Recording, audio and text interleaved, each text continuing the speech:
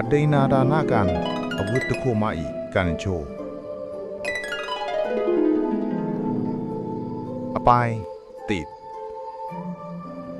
ရှိကပြည်တန်စာမတယောင်သည်ရုပ်ရည်ချော်မောတလောသပင်ကောင်းလာသည်သူဤသပင်အလကိုမနာလိုကြသောအမျိုးသမီးများသည်သူဤခေါင်းလျှော်ရည်ထဲ၌သပင်ကျွတ်စည်းများကိုတိတ်တဆိတ်ထက်ခါထားလိုက်ကြ၏ထိုပြည်တန်စာမခေါင်းလျှော်သောအခါသပင်အားလုံးကျွတ်ကုန်သဖြင့်ခေါင်းတုံးပြောင်လျက်နေ၏ဤဖြစ်ကိုရှက်လာသောပြည်တန်စာမသည်မြို့တွင်း၌မနေဘဲမြို့ပြင်မထင်မရှားတနေရာတွင်အရက်ဆိုင်ပွင့်လျက်အသက်မွေးဝမ်းကြောင်းနေလေ၏တနေ့တွင်အရက်သမား3-4ယောက်အရက်အမူးလွန်ကာအိပ်ပျော်တော်ကြသောအခါသူတို့ကမှအဝတ်စားများကိုထိုဆိုင်ရှင်အမျိုးသမီးကချွတ်ယူပြီးလျှင်တရက်တကြေးသို့တွားရောက်နေထိုင်လေသည်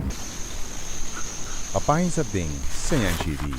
ကျွန်တော် channel လေးကို subscribe လေးနှိပ်ပြီးအားပေးကြပါဦး share ဖို့လေးမမေ့နဲ့နော်ဇလန်းကောင်းတွေဆက်ပေးမှာမို့ comments လေးလည်းမှန်ကြပေးပါဦးအားလုံးကိုကျေးဇူးအထူးတင်